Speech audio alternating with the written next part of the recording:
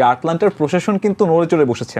মানে আর্জেন্টিনা এবং ইংল্যান্ডের যে ঐতিহাসিক একটা দ্বন্দ্ব লড়াই, ফকল্যান্ড যুদ্ধ থেকে শুরু করে আমরা 86 বিশ্বকাপে দেখেছি ম্যারাডোনা যখন হ্যান্ড অফ গড হাত দিয়ে গোল দিয়েছিল, তখন থেকে কিন্তু ইংল্যান্ডের সাথে আর্জেন্টিনার একটা বৈরী সম্পর্ক। এবং আপনি হয়তো জেনে অবাক হবেন যে 24 বছর পরে এই দুই দল কিন্তু ফুটবল মাঠে মুখোমুখি হতে যাচ্ছে। অর্থাৎ দুই দেশের শীতলতা সম্পর্কে সেটা যে শুধুমাত্র ফুটবল মাঠে এমন নয়, রাজনৈতিক বৈরিতাটাও অনেক বেশি।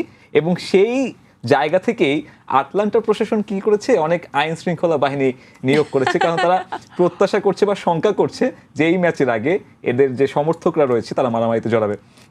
আমরা বাংলাদেশেও আসলে এভাবে দেখি। কিছুদিন আগে দেখলাম যে দুই দলের ফ্যান বেজের মাঝে হচ্ছে এই যে কুমিল্লাতে এবং নিহতের ঘটনা আমরা দেখেছি।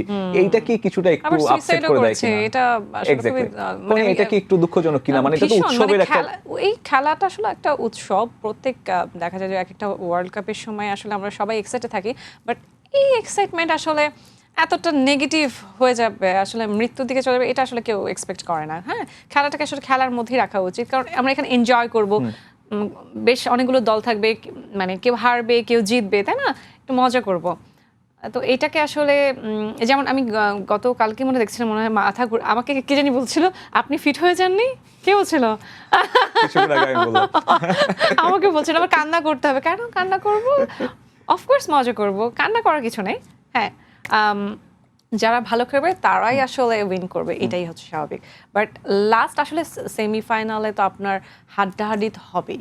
হ্যাঁ, আপনার ইংল্যান্ডের সাথে আর্জেন্টিনা বা ফ্রান্সের সাথে স্পেন, এগুলো আসলে হবে। মানে এগুলো হচ্ছে টাফেস্ট, মানে অনেকগুলো দলকে তো হারিয়ে এসছে তারা, তাই না? তারা তো আসলে নর্মাল কেউ না।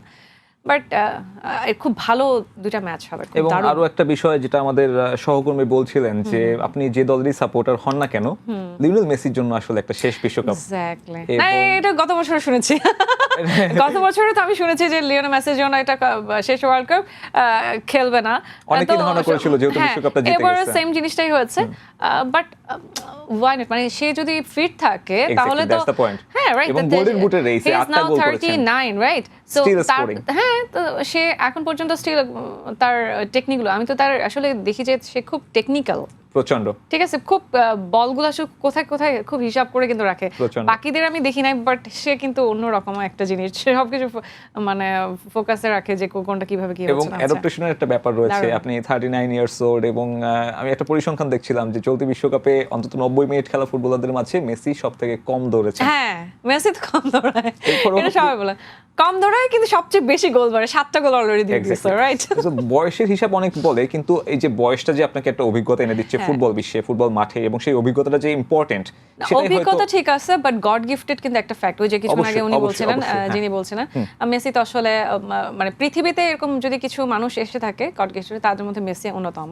ম্যারাডোনা ছিলেন, এরপর পরে মেসি। হ্যাঁ, না হলে আমরা আর্জেন্টিনা কিভাবে চিনলাম, রাইট? এবং আমরা হয়তো এরকম একটা ক্যারেক্টার ফুটবলে কখনোই দেখতে পারবো না, এবং হয়তো আমরা 20 বছর পরে যদি কাউকে বলি যেরকম একটা ক্যারেক্টার। আর আপনি একটা জিনিস খেয়াল করবেন যে প্রত্যেকটা এক একটা নাম ধরে কিন্তু আমরা এক একটা, মানে একটা খেলোয়াড়কে ধরে কিন্তু আমরা এক একটা দেশকে সাপোর্ট করে থাকি, রাইট?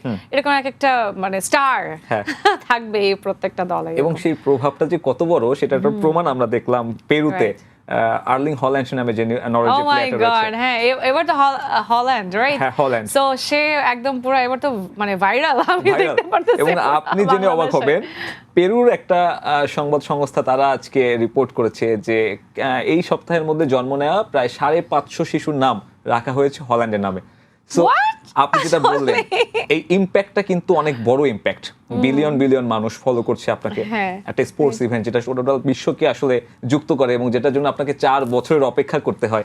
এমন একটা ইভেন্টের সময় এসে আমরা যদি আসলে সেটা মারামারি বা একটু হাতাহাতির ভেতরে চলে যাই, এটা তো খুব স্যাড লাগবে আসলে, কারণ আমাদের তো আসলে আনন্দ উদযাপনের সুযোগগুলো খুব কম।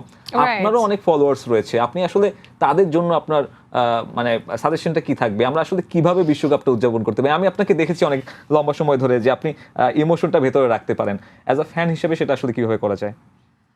আমার মনে হয় কি, যেটা বলছিলাম যে আসলে খেলা আমরা সবাই কম বেশি ভালোবাসি, মানে বিশেষ করে যখন ওয়ার্ল্ড কাপ হয় তখন আমরা খুব বেশি সিরিয়াস হয়ে যাই। আমরা ক্রিকেটের ক্ষেত্রেও কিন্তু অনেক বেশি মাথা গরম হয়ে যায়, খুব সিরিয়াস হয়ে যায়, মানে দেখা যাবে যে অনেক দেশকেই হেট করি, অনেক যুদ্ধ শুরু হয়ে যায়, ফেসবুকেও তো মারামারি কাটাকাটি গালাগালি উল্টাপাল্টা কি কি যে হতে থাকে। সো আমাদের বাংলাদেশেই মনে হয় এই জিনিসগুলো বেশি হয়, আমি জানি না।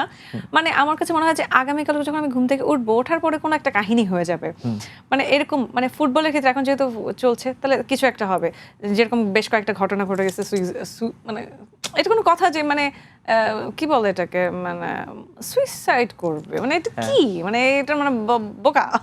আমি বলবো যে সব বোকামি করা আসলে যাবে না। আপনি কিভাবে আপনার ইমোশনটা কন্ট্রোল করেন? আমি আমি মানে আসলে খেলাটাকে খেলাই মনে করি, বুঝছেন, মানে এত বেশি, মানে ঠিক আছে ভালো লাগে অনেক বেশি, মানে এক্সাইটেড থাকি, বাট আবার ভয়ও পাই, বাট ইটস ওকে, মানে এটা আসলে মানে খেলা।